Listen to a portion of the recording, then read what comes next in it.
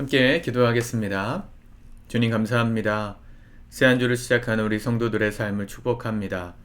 오늘도 주님 앞에 성령 충만한 한 주 살아갈 수 있도록 도와주옵소서. 우리 마음에 임재하시고 또 주의 사역과 또 뜻을 위하여 부르신 주의 성령의 우리의 삶 속에 함께 하심을 오늘도 경험하게 하여 주시고 주님의 인도하심 따라 믿음으로 걸어가는, 그래서 승리하는 우리 모두 되게 하여 주옵소서.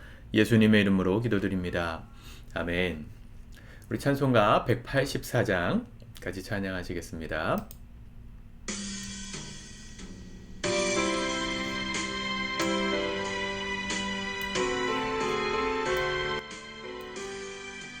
불길 같은 주성령 간구하는 우리에게 지금 강림하셔서 영광 보여주소서. 성령이여 임하사 만족하게 하소서. 기다리는 우리에게 불러 충만하게 하소서. 주의 제단 불위에 우리 몸과 영혼과 우리 가진 모든 것 지금 바치옵니다.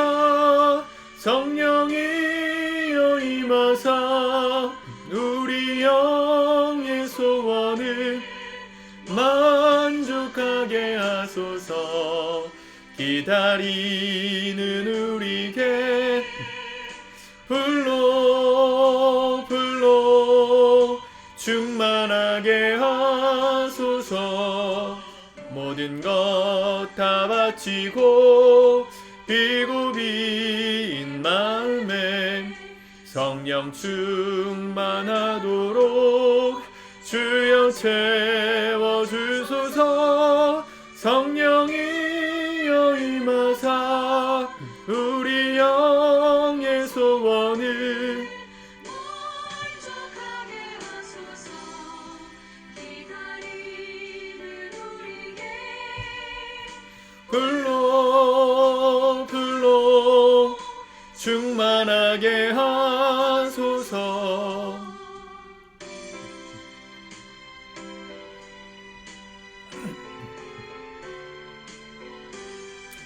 구속하신 주께서 약속하신 성령을 믿고 간구하오니 지금 내려주소서. 성령이여 임하사 우리 영의 소원을 만족하게 하소서. 기다리는 우리에게 불러 충만하게 하소서. 아멘. 아멘. 오늘 하나님 말씀은 우리 스가랴 6장 말씀을 같이 읽고 묵상하도록 하겠습니다. 6장 네 병거. 내가 또 눈을 들어본즉 네 병거가 두 산 사이에서 나오는데 그 산은 구리산이더라.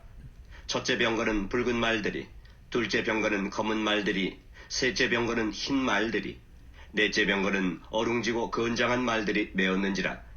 내가 내게 말하는 천사에게 물어 이르되 내 주여 이것들이 무엇이니까 하니 천사가 대답하여 이르되 이는 하늘의 내 바람인데 온 세상의 주 앞에 서 있다가 나가는 것이라 하더라.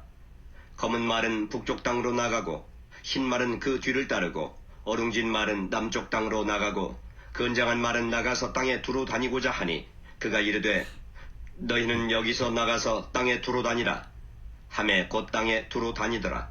그가 내게 외쳐 말하여 이르되 북쪽으로 나간 자들이 북쪽에서 내 영을 쉬게 하였느니라 하더라.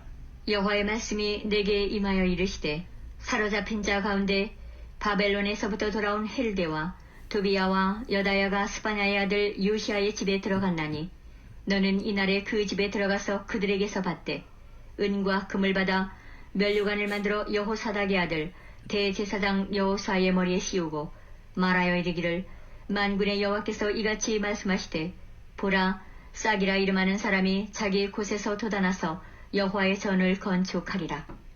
그가 여호와의 전을 건축하고 영광도 없고 그 자리에 앉아서 다스릴 것이요 또 제사장이 자기 자리에 있으리니 이 둘 사이에 평화와 의논이 있으리라 하셨다 하고 그 면류관은 헬렘과 도비야와 여다야와 스바냐의 아들 헨을 기념하기 위하여 여호와의 전 안에 두라 하시니라.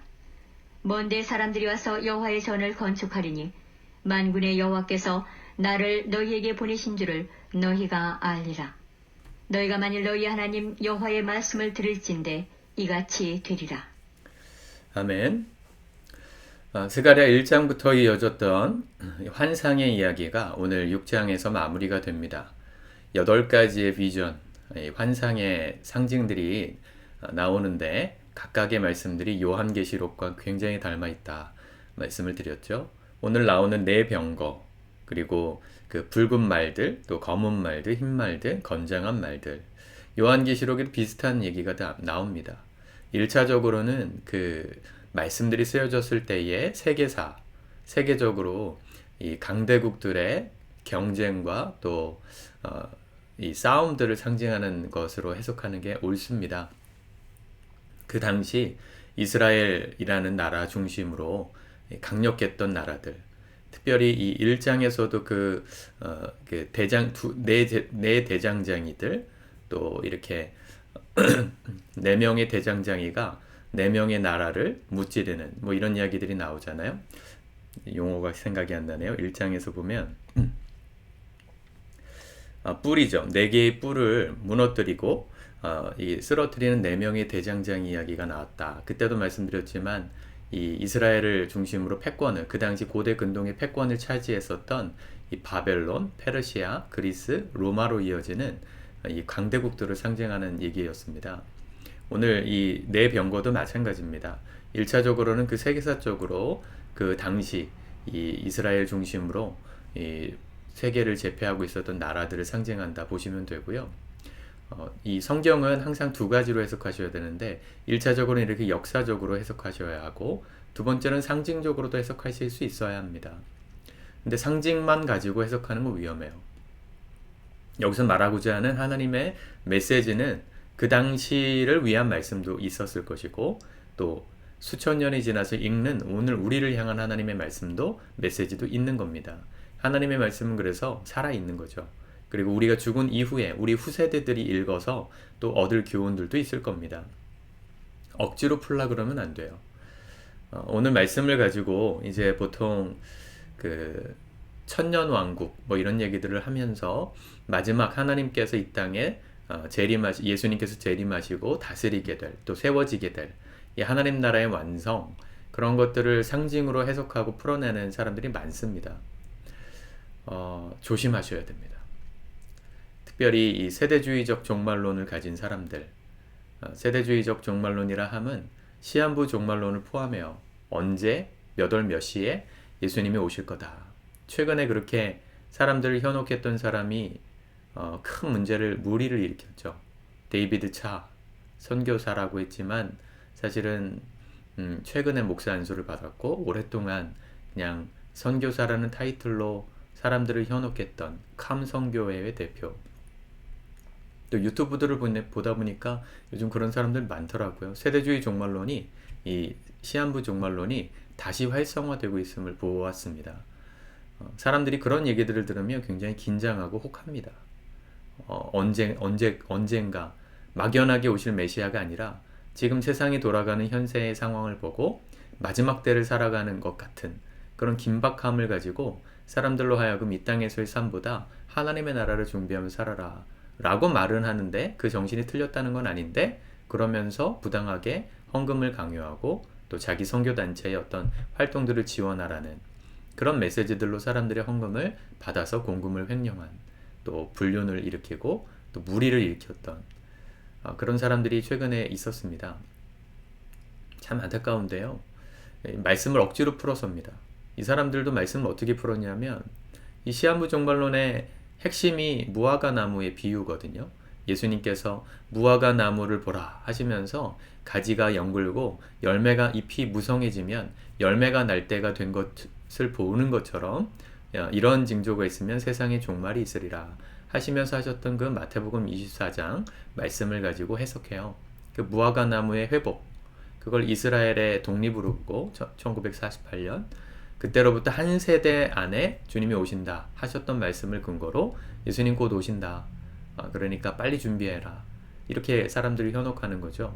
여러분, 우리가 가지고 있는 종말론의 실체는요. 오늘 예수님이 오셔도 기쁘게 맞이할 준비를 하면서 사는 겁니다. 그건 맞아요. 그러나 몇 월 며칠에 오니까 그때까지 빨리 이때까지 정리하고 내 삶을 뭐 어떻게 해라 라고 말하는 건 틀린 거예요. 무슨 차이가 있을까요? 우리는 오늘 주님 오셔도 후회 없이 주님 앞에 갈 준비를 하며 사는 사람들입니다. 그렇다고 이 땅에서의 삶을 소홀하게 삽니까? 주님 그렇게 명령하신 적이 없어요. 우리가 이 땅을 살아가는 삶의 목적은 내게 오늘 허락하신 삶의 자리에서 최선을 다할 때, 그 자리에서 최선을 다하다가 혹시 주님 오셔도 미련 없이 떠날 준비를 하며 사는 것, 그게 그리스도인들의 참된 모습입니다. 시한부 종말론을 가르치는 사람들의 특징은 현세의 삶을 무시해요. 이 땅에서의 삶은 하찮은 거예요. 여기서 잘 살든 못 살든 상관없단 말이에요. 그렇지 않습니다. 그럼 우리가 이 땅에서 살아가는 시간들은 무슨 의미가 있어요? 주님 빨리 오시면 되는 건데 뭐하러 고생시키시는 거죠? 정말 잘못된 메시지입니다. 내게 주어진 오늘 하루의 삶에 의미가 있는 거예요. 예수 믿는 사람들에겐 오늘 내게 주어진 시간 동안 사랑해야 될 사람들을 사랑하고 아직까지 주님께로 돌아오지 못한 사람들에게 복음을 전하고 최선을 다해서 오늘을 살면서 하루하루가 마지막인 것처럼 사는 거죠. 그래야 주님 오실 때 후회 없이 떠날 수 있지 않겠어요? 너무 이 세상에 침체해서 세상에 사는 게 좋아져서 주님이 안 오셨으면 좋겠다 싶을 만큼 누리는 게 많아지면 그것도 문제지만, 그 세속주의적 영성이라 그러거든요. 그것도 문제지만 너무 세상과 이 담을 쌓고 하나님 나라의 도래만을 갈망하면서 주의 신부로서 준비되자 말하는 것도 문제예요. 극단적인 영성의 형태예요. 보통 여기에 누가 많이 빠져 들어가냐면 이 세상에서의 삶이 낙이 없으신 분들, 뭐 질병의 문제로 몸이 아프시거나 또 배신을 당했다던가 삶에 대해서 소망을 잃었다든가 또 회복할 기미가 별로 없는 내 삶, 너무 현세의 삶이 고통스러워서 빨리 그분의 나라가 왔으면 좋겠다 이렇게 말하는 거죠. 여러분, 그런 말들은 너무 속지 마십시오. 오늘 우리는 날마다 말씀을 읽으며 내게 주어진 삶을 사는 겁니다. 그게 우리가 주님을 기다리는 삶이에요. 얘기가 조금 뒤로 갔는데 오늘 그래서 이 환상을 보고 나서 9절부터 이제 스가랴에게 하나님의 메시지가 임합니다. 그렇게 수많은 환상들을 보고 거기서 여기가 좋사오니 초가 삼간 짓고 여기 삽시다 한 게 아니고 예수님께서 변화산에서 말씀하신 것처럼 현세, 고통이 있고 눈물이 있는 이 땅으로 내려가서 해야 될 일을 말씀하세요. 뭐라 말씀하십니까? 11절에 보면 은과 금을 받아 면류관을 만들어 여호사닥의 아들 대제사장 여호수아의 머리에 씌우고 말하여 이르되 만군의 여호와께서 이같이 말씀하시되 보라 싹이라 이름하는 사람이 자기 곳에서 돋아나서 여호와의 전을 건축하리라. 그 당시 대제사장이 여호수아라 그랬잖아요.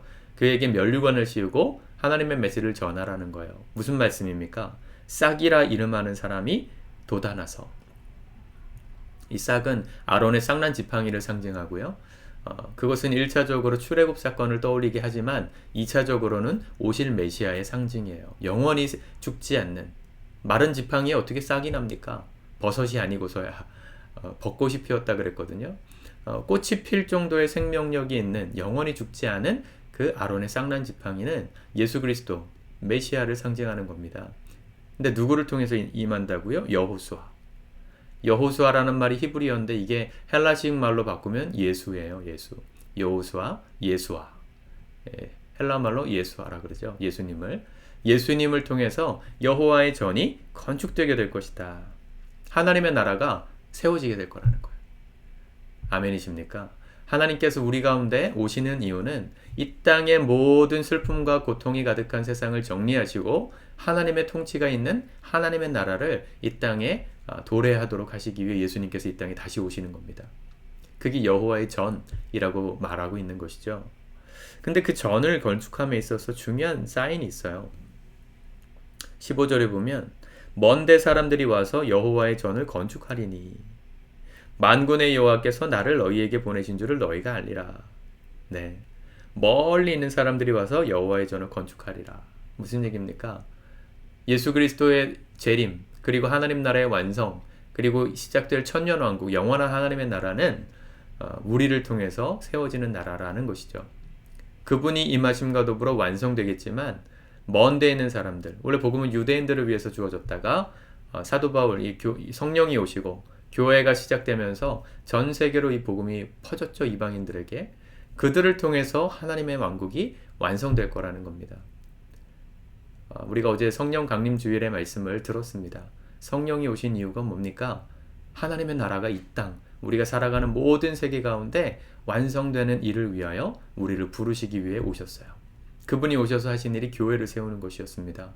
교회는 어떤 곳입니까?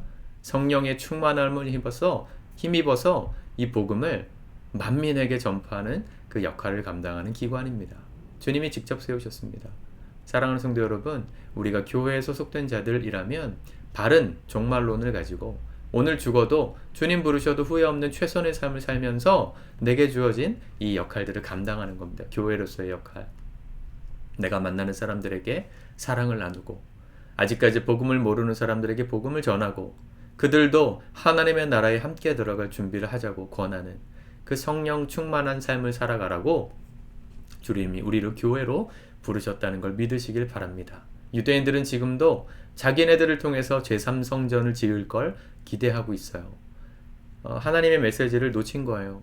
멀리 있는 사람들을 주께로 멀리 있는 사람들이 와서 여호와의 전을 건축하리라 그랬는데 여전히 그들은 유대인의 하나님으로만 믿고 있습니다. 안타까운 일이죠. 분명히 구약의 모든 말씀을 통해서 너희를 제사장 나라 삼아서 너희를 통해 만민이 구원되게 하리라 그러셨는데 그들은 여전히 자기네만의 하나님으로 믿으려고 해요. 사랑하는 성도 여러분, 그래서 복음이 교회를 통해 이방인들에게 흘러간 겁니다. 하나님은 지금도 하나님의 일을 하고 계십니다. 우리가 성령의 인도함을 받을 때 그분의 일하심에 동참하는 축복을 누리게 될 것입니다.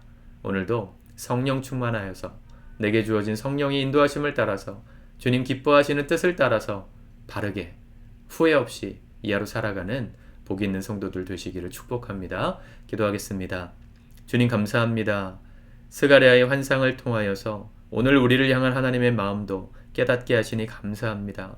우리를 성령으로 부르셔서 교회되게 하시고 이 복음을 전하며 하나님의 나라 그 영광스러운 성전을 완성해 가라 명령하시니 감사합니다. 오늘도 내게 주어진 하루 가운데 최선을 다하여 후회 없이 믿음으로 걷는 우리 모두 되게 하여 주시고 우리가 만나는 모든 자들에게 이 복음 함께 나눔으로 그 영광 누리는 축복된 통로들로 축복의 통로들로 우리 모든 성도들의 삶을 사용하여 주시옵소서. 예수님의 이름으로 기도드립니다. 아멘.